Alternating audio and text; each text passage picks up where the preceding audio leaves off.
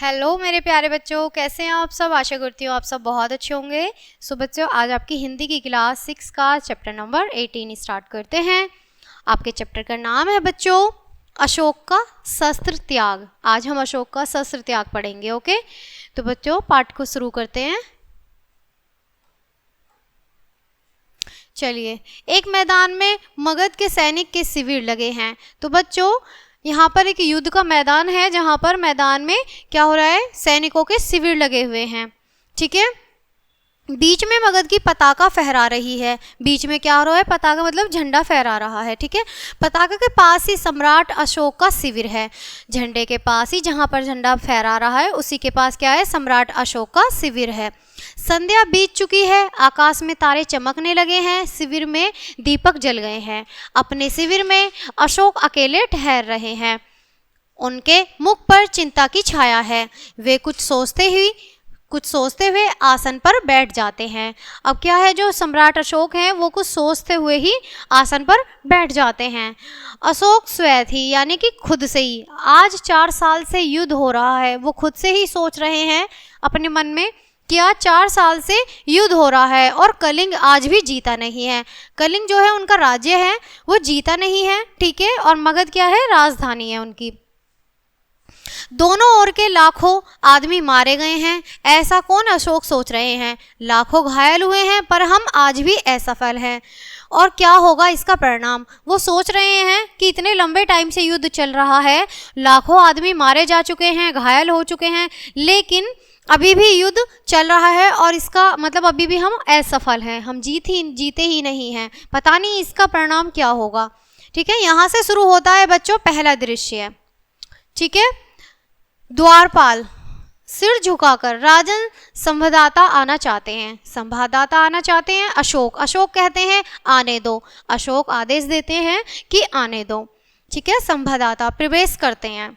महाराज अशोक की जय हो, शुभ संवाद है, गुप्तचर समाचार लाया है कि कलिंग के महाराज लड़ाई में मारे गए हैं। गुप्तचर जो है वो क्या संदेश लाया है कि जो कलिंग के महाराज हैं वो मारे गए हैं। अब अशोक कह रहे हैं प्रसन्नतापूर्वक, मारे गए हैं तो मगध की विजय हुई, कलिंग जीत लिया गया। संवाददाता चुप रहता है। अशोक, बोलते क्यों नहीं हो तुम, चुप क्यों हो। संवाददाता धीरे से, बोलूं क्या महाराज, कलिंग दुर्ग के फाटक आज भी बंद है, फिर किस मुंह से कहूं कि कलिंग जीत लिया गया है। यहाँ पर ये कलिंग का चित्र दिया गया है। ठीक है, यहाँ पे लाखों आदमी मारे गए हैं, कुछ घायल हैं, तो ये वही चित्र है बच्चों। आगे बढ़ते हैं। अशोक अब उत्तेजित होकर कह रहे हैं कलिंग के फाटक आज भी बंद हैं। संवाददाता, हाँ महाराज, कलिंग के फाटक आज भी बंद हैं। अब अशोक कह रहे हैं कि उत्तेजित होकर खड़े होते हुए, बंद हैं तो खुल जाएंगे। जाओ, जाकर सेनापति से कह दो कि कल सेना का संचालन मैं स्वयं करूंगा। कल या तो कलिंग के दुर्ग के फाटक खुल जाएंगे या मगध की सेना वापस चली जाएगी। आओ, हाथ से जाने का संकेत फहराते हैं। वो हाथ से जाने का संकेत फहराते हुए बोलते हैं, हाथ करके जैसे बच्चों हम बोलते हैं ना, तो राजा वहां पर क्या करते हैं कि हाथ से संकेत देते हुए कहते हैं कि या तो कल कलिंग के दुर्ग के फाटक खुल जाएंगे या फिर मगध की सेना वापस हो जाएगी। आगे बढ़ते हैं। दूसरे दिन का प्रातःकाल, शस्त्र सज्जित अशोक घोड़े पर बैठते हैं। उनके पास उनके सेनापति हैं, सामने कलिंग दुर्ग है जिसके फाटक बंद है। तो बच्चों यहाँ पे आप दूसरे दृश्य में देख पा रहे हैं कि फाटक बंद है और उनके पास उनके सेनापति, सामने कलिंग दुर्ग का जो फाटक बंद है वहां पर सेनापति हैं। ठीक है, अशोक, मेरे वीर सैनिकों, आज 4 साल से युद्ध हो रहा है, फिर भी हम कलिंग को जीत नहीं पाए हैं। अशोक जो सम्राट है वो कह रहे हैं अपने सैनिकों से कि मेरे वीर सैनिकों, आज 4 साल से युद्ध हो रहा है, जो 4 साल से युद्ध चल रहा है, फिर भी हम कलिंग को जीत नहीं पाए हैं। इसके किसी दुर्ग पर मगध की पताका नहीं फहरा रही है, यानी इसके किसी भी दरवाजे पर या किसी भी जगह पर क्या है कि दुर्ग की मतलब मगध की पताका यानी कि झंडा नहीं फहराया गया है। कलिंग के महाराज मारे गए हैं, उनके सेनापति पहले ही कैद हो चुके हैं, फिर भी कलिंग आत्मसमर्पण नहीं कर रहा है। फिर भी वह इतना सब कुछ हो जाने के बाद भी जो कलिंग है राज्य है वो आत्मसमर्पण नहीं कर रहा है। आओ आज हम अपनी मातृभूमि की शपथ लेकर प्रण करें कि या तो हम कलिंग के दुर्ग पर अधिकार कर लेंगे या सदा के लिए मृत्यु की गोद में सो जाएंगे। वो ऐसा क्या कह रहे हैं कि आज हम शपथ लें। सब वीर सैनिक, वहां पर जितने भी सैनिक उपस्थित हैं, सब वीर सैनिक अपनी तलवार खींचकर कहते हैं मगध की जय हो, सम्राट अशोक की जय हो। ठीक है, सहसा दुर्ग फाटक खुल जाता है। सब आश्चर्य से इधर उधर देखने लगते हैं। उनकी तलवारें खिंची की खिंची रह जाती हैं। शस्त्र सज्जित स्त्रियों की विशाल सेना फाटक से बाहर निकलने लगती है। सेना के आगे पुरुष भेष में एक वीरांगना है जो सैनिक के भेष में साक्षात चंडी सी दिखाई दे रही है। यह कलिंग महाराज की लड़की पद्मा है। आगे बढ़ते हैं बच्चों। स्त्रियों की सेना अशोक की सेना से कुछ दूरी पर रुक जाती है। अशोक के सिपाही मंत्रमुग्ध से देखते रह जाते हैं। अशोक भी चकित रह जाता है कि यह स्त्रियों की सेना आ गई है।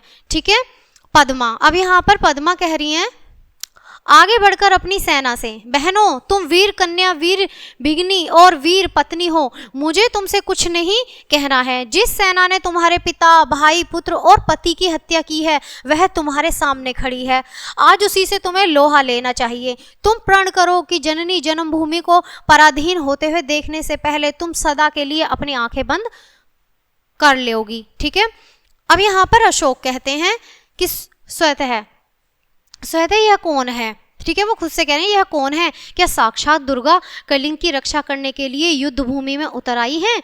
वो कह रहे हैं अपने मन में ही कि क्या ये दुर्गा, मतलब जो माँ दुर्गा हैं, क्या वो साक्षात धरती पर उतर आई हैं युद्ध करने के लिए। शेष सैनिक भी सभी स्त्रियां हैं। क्या स्त्रियों से युद्ध करना होगा? क्या अशोक को स्त्रियों का भी वध करना होगा? वो सोचने लगते हैं क्या मतलब हम लोगों को स्त्रियों का भी मतलब वध करना होगा। ना ना ना, मैं स्त्री वध नहीं करूंगा, मुझे विजय नहीं चाहिए, मैं यह पाप नहीं करूंगा, मैं शस्त्र नहीं चलाऊंगा, ऐसा सम्राट अशोक सोचते हैं। प्रकट सैनिक स्त्रियों पर हाथ ना उठाना। आगे बढ़कर तुम कौन हो देवी, वो बोलते हैं आगे बढ़कर कि तुम कौन हो देवी। पद्मा कहती हैं मैं कलिंग महाराज की कन्या हूँ, मैं हत्यारे अशोक की सेना से लड़ने आई हूँ। जब तक मैं हूँ मेरी ये वीरांगनाएं हैं, कलिंग के भीतर कोई भी पैर नहीं रख सकता। कहाँ है अशोक, कहाँ है मेरे पिता का हत्यारा? मैं उसे द्वंद्व युद्ध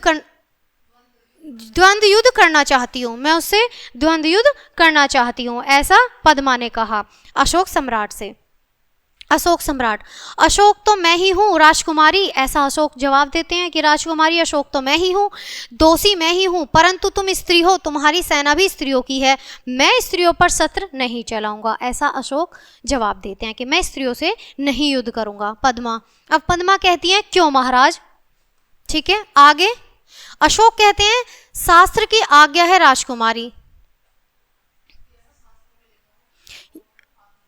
ये तो जो शास्त्र बच्चों यहाँ पे कहा गया है इस लाइन में कि शास्त्र की जो आज्ञा, यानी कि जो शास्त्रों में लिखा गया है कि स्त्रियों पर पुरुष हाथ नहीं उठाते, तो वो इस चीज़ को कह रहे हैं कि नहीं, ये तो शास्त्र की आज्ञा राजकुमारी है। ठीक है, आगे देखते हैं। यहाँ पर देखो, यहाँ पर ये वो है पद्मा है और यहाँ पर ये क्या है, अशोक सम्राट है।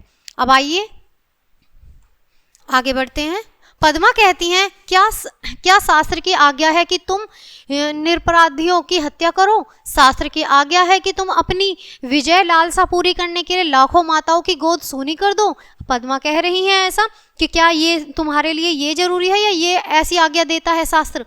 लाखों स्त्रियों की मांग सिंदूर पोंछ दो, फूंक दो इस शास्त्र को जो तुम्हें यह सिखाता है। मैं तुमसे शास्त्र सीखने नहीं आई हूँ, शास्त्रों से युद्ध करने आई हूँ। तुम हत्यारे हो, मैं अपनी बलि चढ़ाकर तुम्हारी खून की प्यास बुझाने आई हूँ।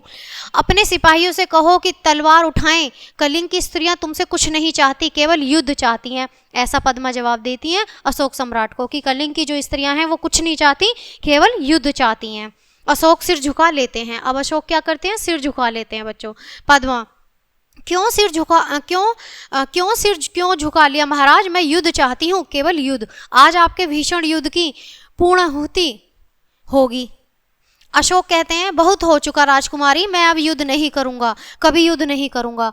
अशोक के मुंह से यही जवाब निकलते हैं कि मैं युद्ध नहीं करूंगा, कभी नहीं करूंगा। तलवार नीचे फेंक देते हैं। पद्मा, यह क्या है महाराज? पद्मा जवाब देती है, क्या है महाराज? अशोक अपने सैनिकों से, तुम भी अपनी तलवारें नीचे फेंक दो। आज से अशोक तुम्हें कभी किसी पर आक्रमण करने की आज्ञा नहीं देगा, फेंक दो अपनी तलवारें। सभी सैनिक अपनी तलवारें फेंक देते हैं। पद्मा आगे बढ़ते हैं। आगे बढ़कर मैं भुलावे में नहीं आ सकती महाराज, मैं आपसे युद्ध करूंगी, मुझे अपने पिता का बदला लेना है, ऐसा पद्मा जवाब देती हैं। अब अशोक कहते हैं सिर झुकाकर,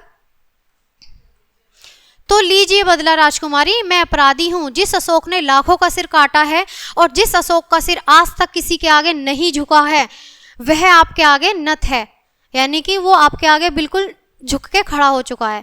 काट लीजिए उस सिर को। मैं हथियार नहीं उठाऊंगा, मेरी प्रतिज्ञा अटल है। मैं हथियार नहीं उठाऊंगा क्योंकि मैं ये प्रतिज्ञा ले चुका हूं।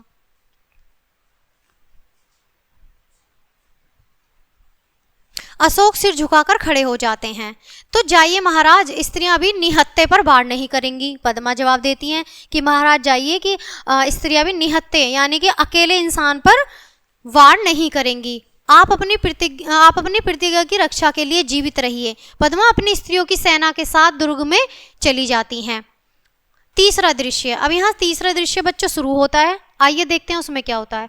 अशोक और उनके सभी सरदार पीले वस्त्र धारण किए हुए हैं। उनके सामने एक बौद्ध भिक्षु बैठे हुए हैं।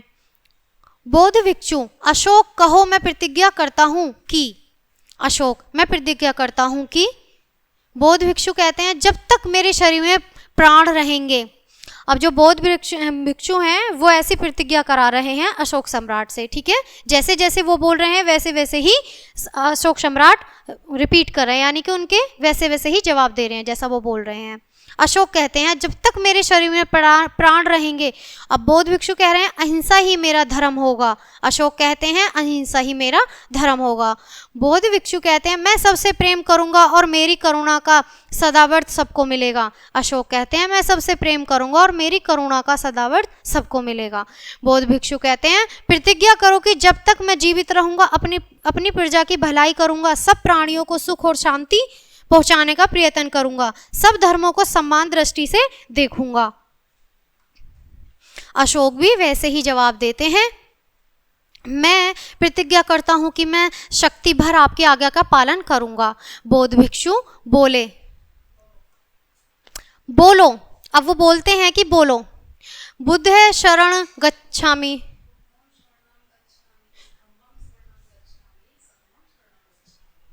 तो बच्चों यहाँ पर कहते हैं बौद्ध भिक्षु कि बोलो बुद्धम शरणम गच्छामि, धम्म शरणम गच्छामि, संघ शरणम गच्छामि।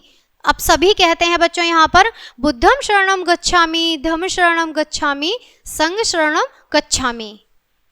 सो इसी के साथ ये मंत्र भी खत्म होता है और ये पाठ भी। कैसा लगा हमारा पाठ मुझे बताइएगा जरूर। आई होप आपने एंजॉय किया होगा, आशा करती हूँ। बच्चों ये आपका लास्ट चैप्टर था, तो इसी के साथ ये बुक और ये पार्ट यहीं ख़त्म होता है। मिलते हैं आपसे नेक्स्ट चैप्टर में नेक्स्ट वीडियो के साथ। तब तक के लिए बाय बाय।